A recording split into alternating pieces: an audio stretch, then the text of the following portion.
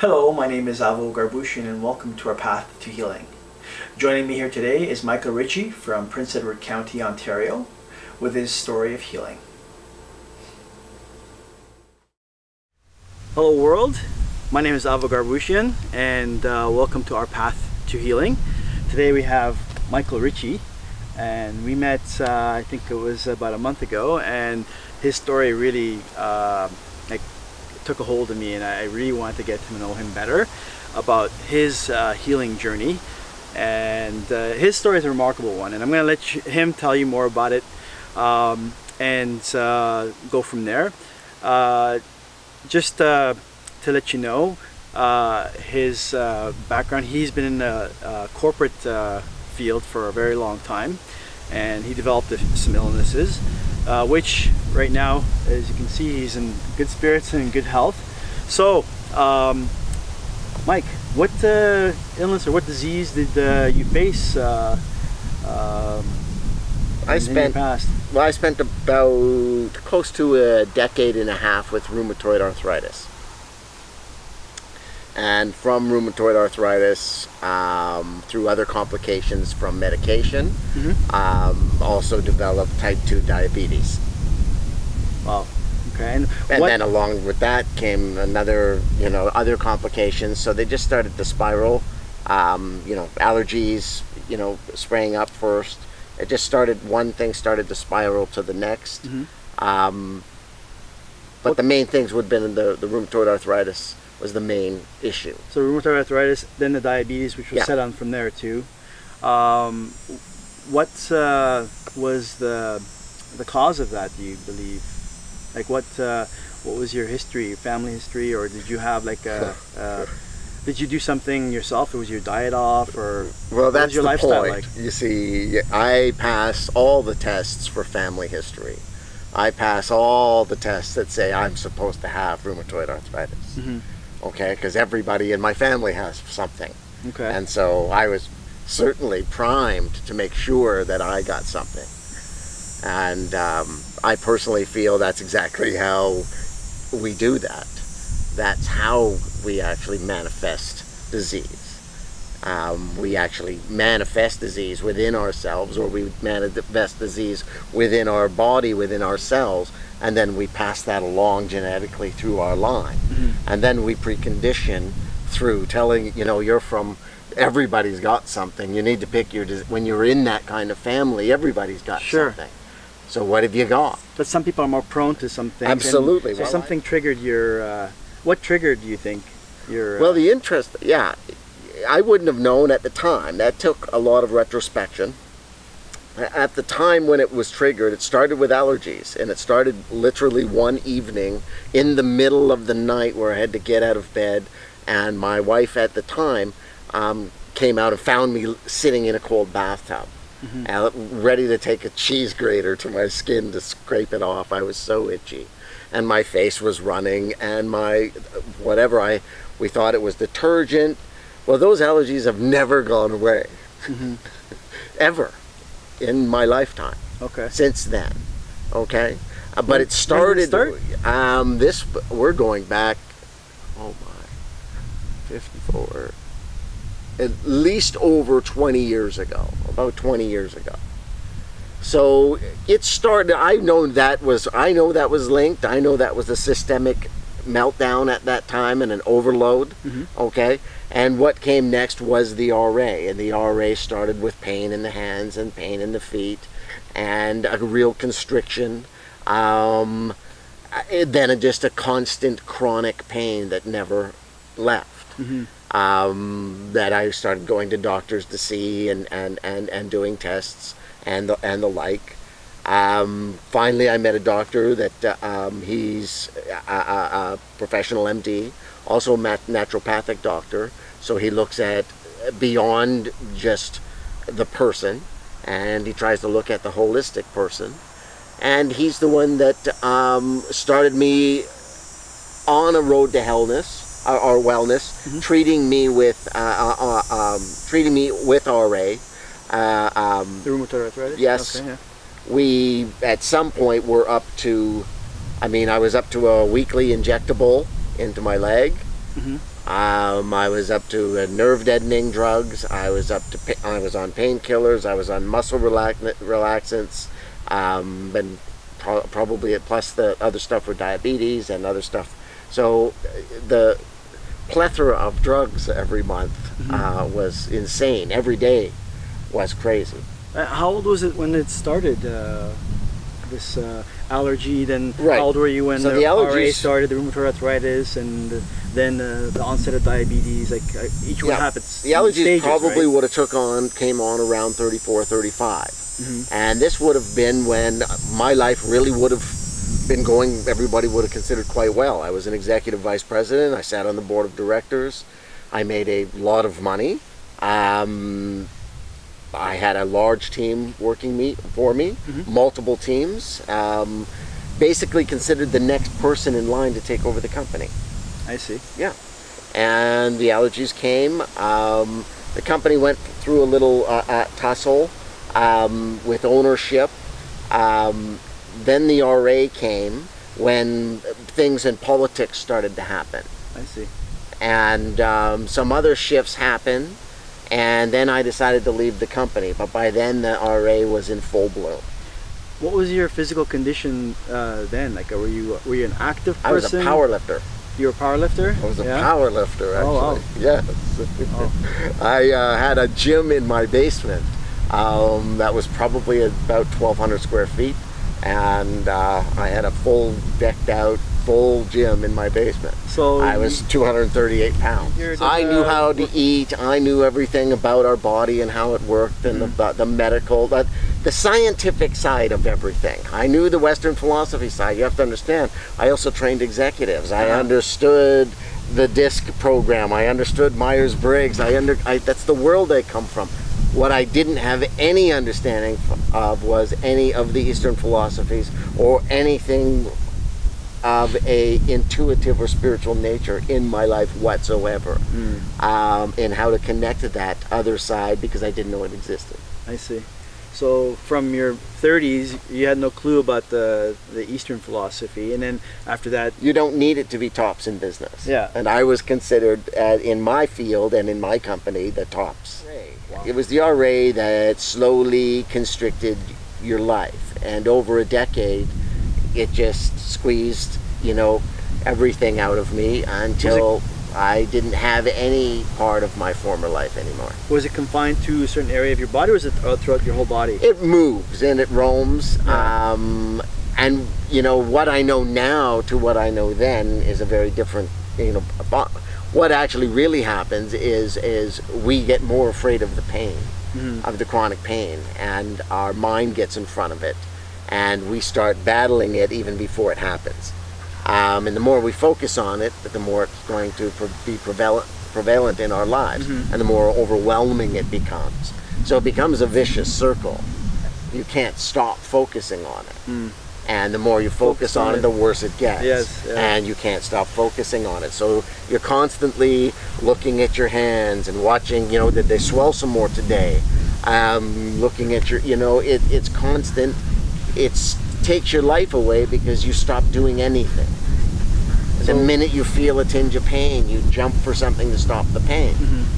Were you also on any kind of drug to keep your blood sugar levels balanced as well for your diabetes? You were type 2, I'm assuming. Yes, I was type 2. Yes, they had me on a number of different ones at the time. 2 to 3 that we went through. I'd have to look up past history to try to figure out what they were, because I don't remember. I don't take any anymore. I see. I met my wife and her children, my wife and children now, basically at the time where I was getting sick. So this became a new relationship. Now, I was still quite large at the time. I was probably 235, 240 pounds.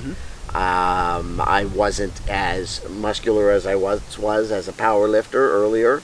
I was getting ill. The workouts had stopped for a number of years already, but I was still large.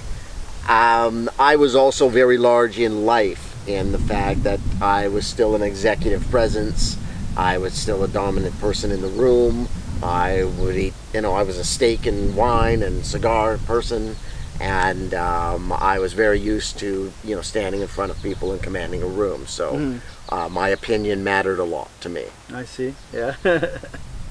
And I guess what was your doctor's prognosis at the time? Did they think this is going to be an ongoing condition? You just have to treat it with drugs, just trial and error to try to fix the situation? Well, rheumatoid arthritis is considered lifelong. There's no cure that they know of.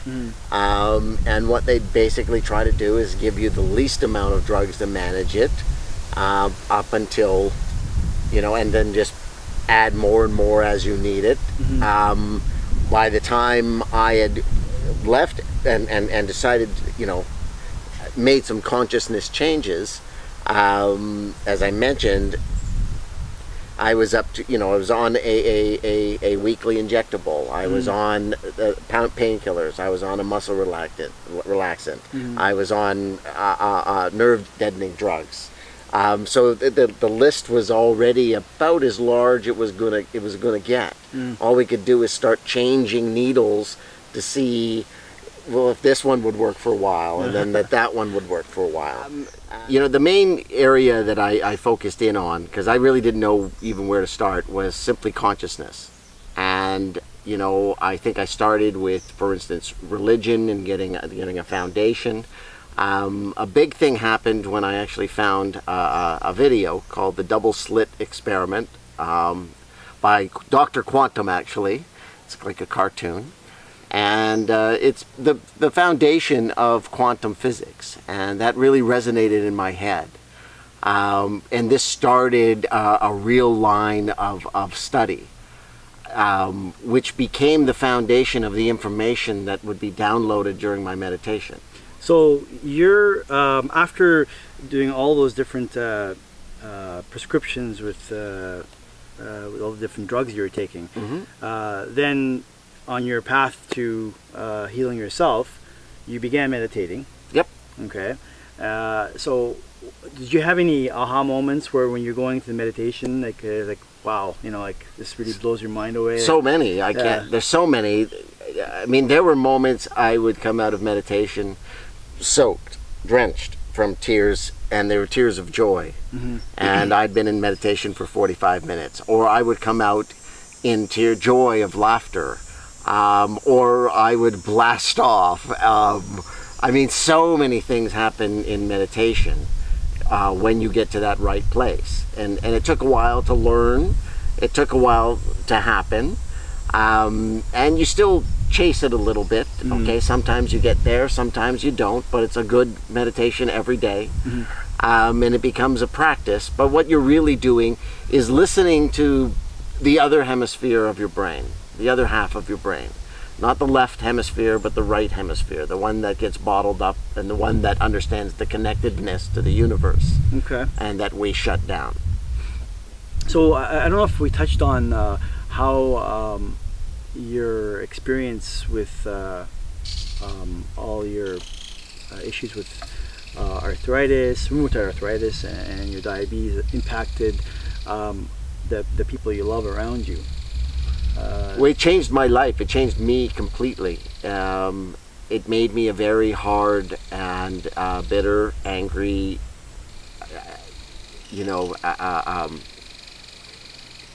probably depressed. There's no question, because my doctor actually diagnosed me with PTSD. Okay. Were you taking drugs for that too? No, I didn't know, because when I got that diagnosis was really during the meeting where I actually decided to take it back. So you decided at one point to take matters into your own hands as well. Now I worked with my doctor for over a year and a half to wean me off of all of those drugs. So how long were you... So I didn't just jump out and say, I'm saved. No, I worked with my doctor for a year and a half. We tested me all along the way. So prior to the year and a half, though, I'm just trying to draw a timeline here, you were also 15 years dealing with basically these... Okay.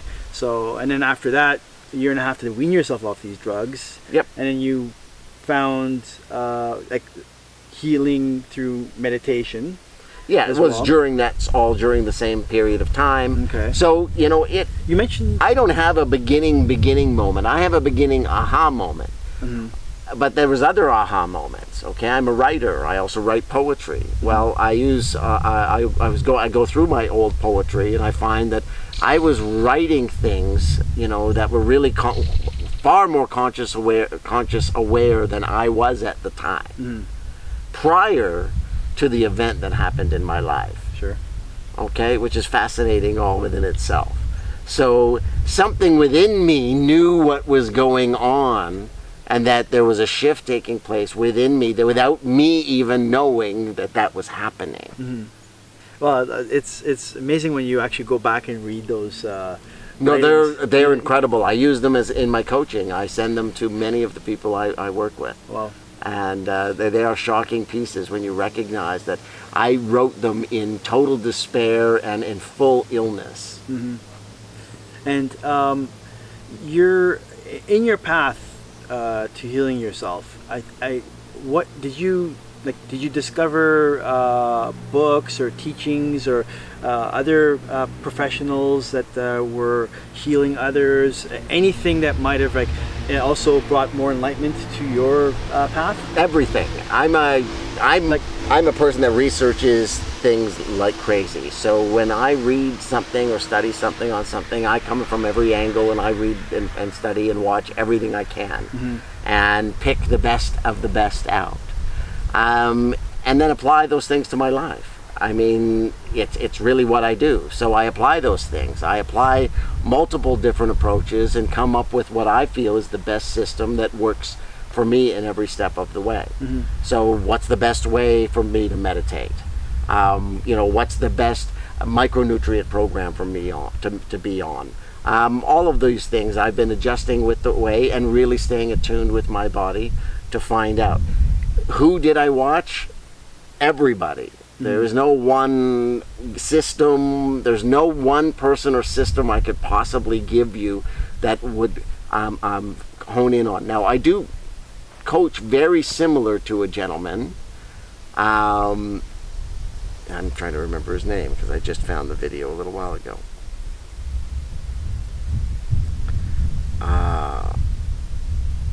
I'll have to get back to you on the name. That's all right. It's not there. Well, I believe in our previous conversations when we met, you also mentioned something about Dr. Gabor Mate's research actually also had an influence on your path. Huge. As well. Yep. Huge impact? Yep. Yeah. And I think there was another scientist as well that you mentioned as well. I forget his name. Dr. David Hawkins. Okay. Yep. Yeah. I have a life of very, very varied experiences. I have been homeless, and I've sat on the board of directors. Mm-hmm. I've lived in Ontario housing. I've lived on the beach on multiple occasions. Mm-hmm. So I've lived a very varied life. And I think that had a lot to do with why something happened to me, and what I call woke up. Sure. But what happened when that event happened in my Jeep, and then these things happened during meditation afterwards, it almost gave me the rule book, to look from the end back. Mm-hmm. Okay? And it really enabled me to see things at their core. It enabled me to open up my eyes and see things that most people aren't seeing. It's not that they're blind or anything, they're not aware. And so whatever happened gave me something there that enabled me to do what all of us can do, which is heal. Mm. Okay? It allowed me to let go of all the stuff that was causing the disease. Now, I still had to go through, and I'm still going through. I don't want anybody to think anything. I'm still getting my physical body back. I'm still re-entering, it's been a lot of years of not being physical. Well, that's why it's our path to healing, so you're still on your path, right? But it's a lifelong path. Yeah. Because you need to understand, you need to balance all three. It's not just physical healing. It's Sure. not just about the stuff that you eat. And I didn't know anything about those things. So the funny part is at one point I was a power lifter and had the world by the tail. I made a substantial six-figure income. And it was what everybody said that all it did was make me deathly ill. Because there were other areas of my life that were being ignored completely. But most importantly, it was all of the stuff that I had withheld, bottled up, kept inside, and I had to deal with that. I had to face myself, because at the end of the day, they didn't happen to me. They were my expectations. That's what I had to face. Sure. That's what I have to deal with. So that happened during that period. Okay, this happened during that period of time. The period in my car, and then the meditation period after. It's slowed substantially since then, but every once in a while I get a wonderful connection and a reminder that I'm not forgotten whatsoever, and new information connects together, but I have to add that new information. And what I've done is continued that journey, studying consciousness, and studying all of the different paths, because what I've come to understand and what I've been given is a complete understanding that they are all different stories and different paths leading back to the same place. And that once we take the dogma out of any of these stories and put them all together, we actually have the truth. Yes. But we have to get rid of the twists and the dogma that have been added. And we can't know that through our reason. And we can't know that through our physical selves. That actually comes through our spiritual self or our soul. And that will govern this computer that resides in our mind. It's a beautiful thing. And this physical body to allow us to manifest any reality we choose. Once we understand how to use all of the tools that are in there, that quite frankly we're ignorant and blind to because we've never been told. At least us in the Western world. Now, there was a point where you took matters into your own hands. I don't want to make any assumptions, so I'm going to ask about your lowest point. What was your lowest point throughout your life when with your physical issues, and also obviously the internal turmoil that you were dealing, you probably weren't aware of at the time. What was the lowest point? I was aware. Because that's the one part of me. But you just didn't want to do anything about it at the time. That's the point. Yeah. That's why we're in pain. Yeah. We're not listening. We don't want to change. If we listened and changed, the pain would go away. But we don't want to. We want to keep doing what we're doing, and we want the universe to change. And see, that's the reason you're in so much pain to begin with. And the minute you figure that part out, and you start listening, and then adjusting your life to listening, and to the signs that are everywhere telling you. I mean, when I woke up, what I realized was I was being knocked on the shoulder my entire life. I was just telling them to go away. I didn't want to understand and wake up. I wanted life to continue in the way I had it. I didn't want any outside interference. And that's exactly what we do when we're ill. We cocoon ourselves, and nobody knows anything. They don't know what it's like to be me. They don't know my pain. They don't know this, and it becomes, the doctor becomes our best friend. They got the drugs. Sometimes I'm at a loss for words when I'm speaking with people about whatever health issues that they're dealing with, because I know a lot of it has to do with what's inside as well. Now, along that path to your self-discovery, and obviously there's a point in time you just decided to say, okay, that's it, I'm taking matters in my own hand, which you described. What other healing modalities did you discover along the way that helped you? The biggest thing for me is again the ones I've named. It's study. I can't tell you enough about learning. You need to learn. You need to study. You've got to find out so many things about yourself. Meditation is where the answers came from. I've tried many other things. I tried ayahuasca ceremonies, for instance, and enjoyed them very much. And what it did was give me a glimpse of that moment in my car. Okay. It gave me a glimpse of one of those meditation sessions that I had, that I would come out of and just be, I don't even know how to go talk to people. Don't know, no possible way I can go and talk to people and explain it. And it gave me a glimpse, which is a very good thing, okay? Because that glimpse opens up the connectiveness and makes you understand how connected we are to everything.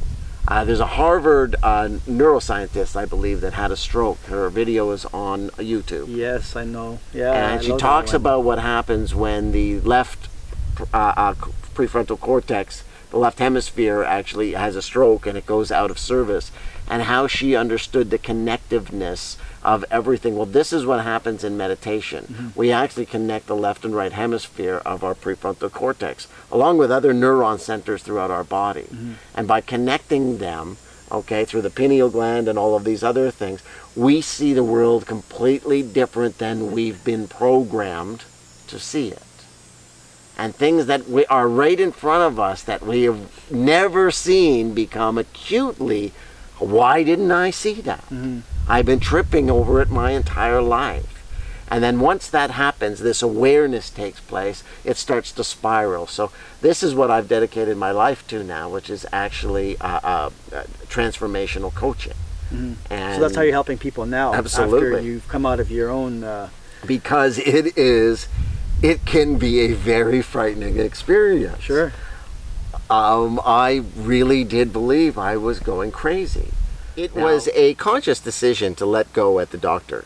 And really that's what happened. You know, I let go of control.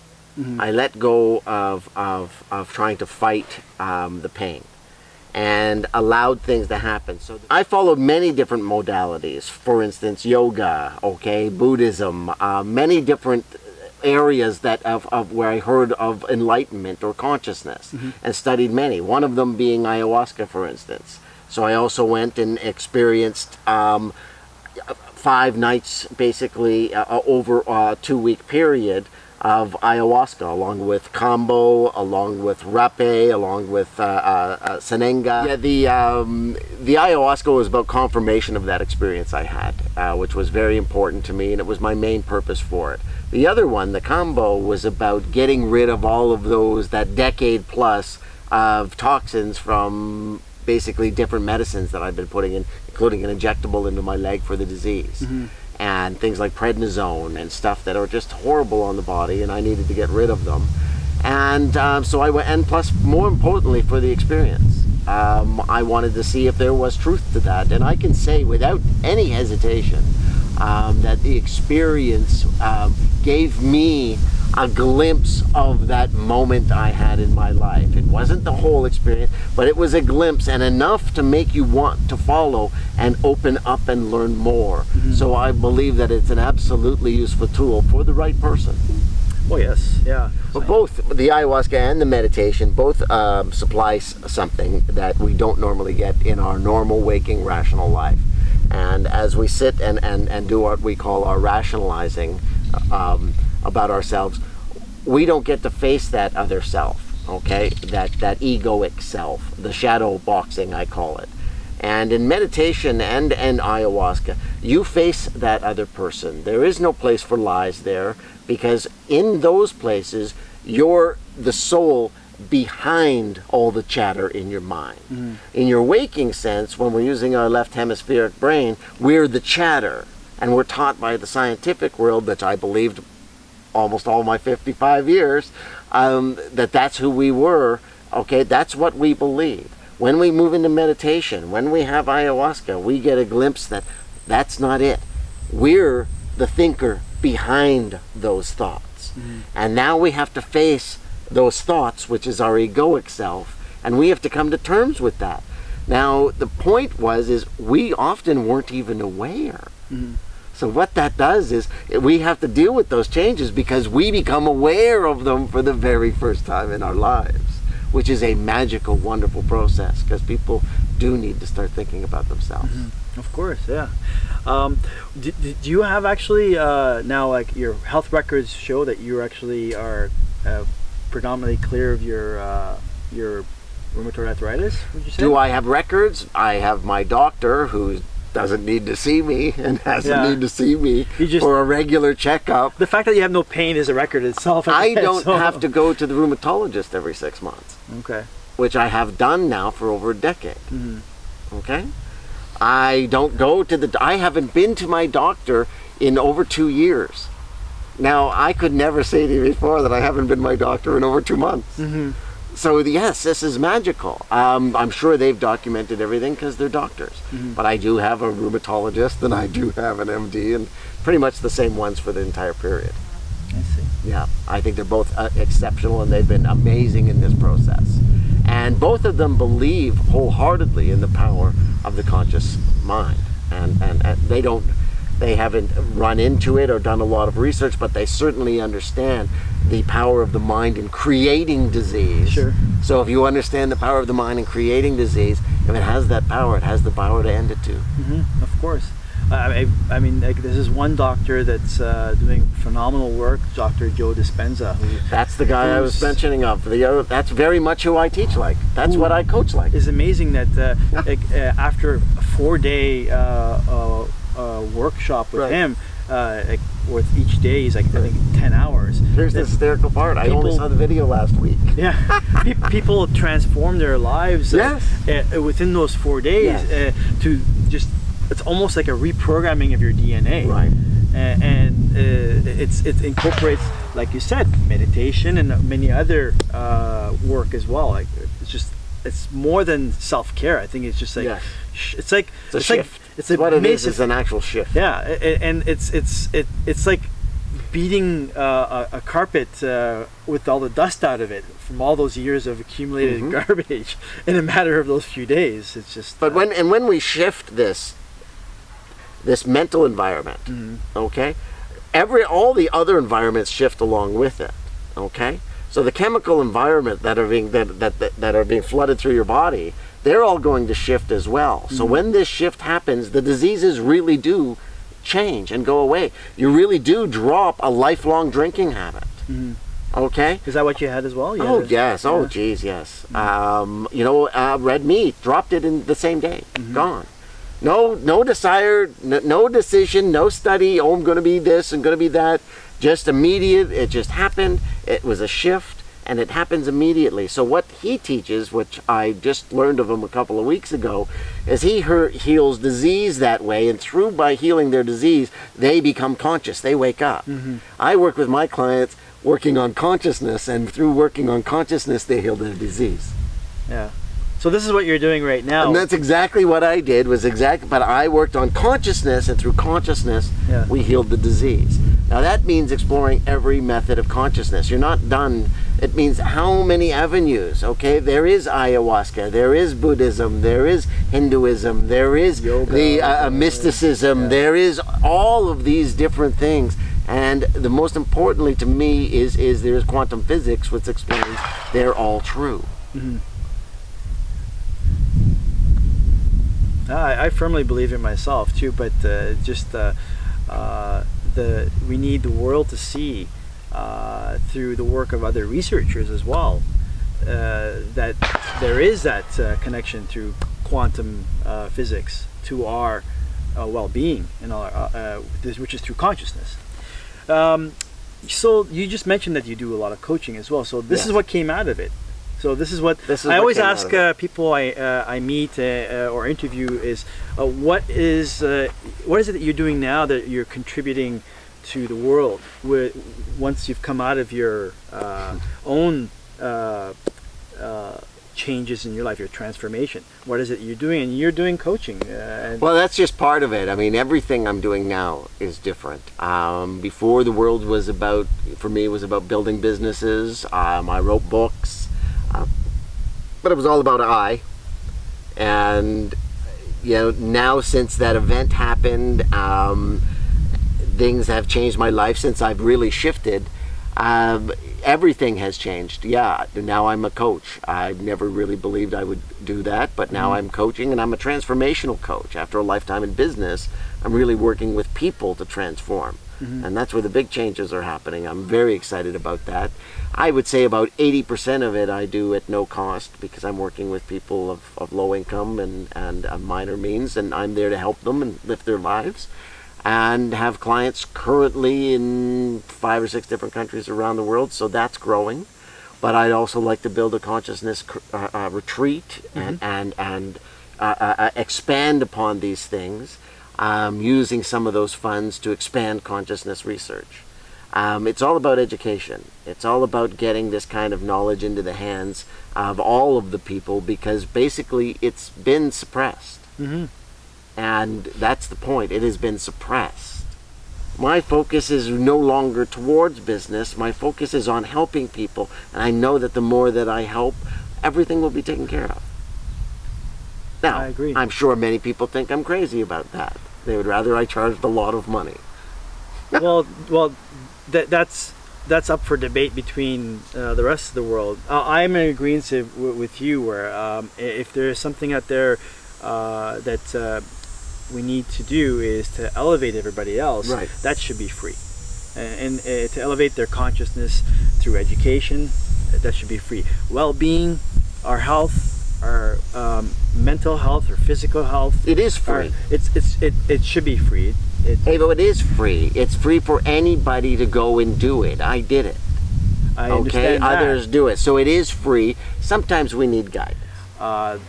What else do you see that we can do as not just individual, but also as a collective consciousness, as a collective humanity, to help the world or evolve?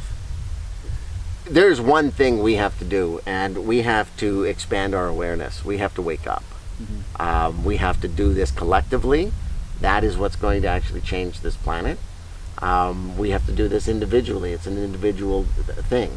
Now, some will know exactly what I'm saying, and some will have no idea what I'm talking about at all. But what that means is becoming aware of what we're doing to this planet and what we're doing as individuals in this world of I. Okay, that this individualism, this consumerism is actually killing the very entity that we live on and depend upon for life. So that's what it's doing. We have to wake up and stop that. It's not about environmentalism. It's not about all of those things. It's just a really simple thing of math. That there are this many people in the world, and they're eating and consuming this much, and if we don't change our ways, if we don't change our lifestyle, did you know if everyone lived the same way we live in North America, we would need 6 Earths to sustain us? We have to wake up. And in order to wake up, we first have to become aware, and so that comes from education. That comes from education, and we've got we've got to stop the noise and spend a little time in quiet so that the answers can come in. I agree. Okay, so if we start in those things, all of the other things will come. You know, my diet change happened, for instance, when I recognized that it was killing the planet, the old diet. It's killing the planet. And that anything that I was eating was conscious, and that really bothered me a lot. And so it changed like that. Other changes happened because they were ruining my family. Yes. So these things happen when we become aware, then we can change them. Thank you for inviting me over today to have this wonderful conversation. And what the world, I guess, if I can summarize, got out of this experience was that you evolved, you changed yourself through consciousness to heal yourself. That's the main message here. Yep. Yeah. And that we can continue doing it. Yes. I mean, it's not a finished project. It's an ongoing. It's staying in tune. It's listening. It's adjusting your diet. It's adding exercise. It's adding mental stimulation. It's adding spiritual stimulation. It's all of the above. Yeah. And in an end note, I'd like to also add that, I mean, my experience with my own transformation, not to sound egoic about this, is just I draw parallels to other people's experiences as well. It's essentially just how it's amazing that when the light turns on inside you and you become aware, how things drastically shift and change, and your life actually becomes better. People may think, oh, how to become better by you actually, cutting out meat or getting rid of certain material things out of your life. Well, it's just how you feel on the inside and how you actually want to communicate and connect with everything around you, and how you want to help. And that's just I just well up in joy whenever I talk about this. That's why I'm doing this this series of videos, is to enlighten people with an amazing person like Mike and other people you'll see as well. Thank you very much for everyone for joining, tuning in today and listening to Mike's story. Thank you for everything. Oh, no problem. Thank you. All Thank the you very best. much.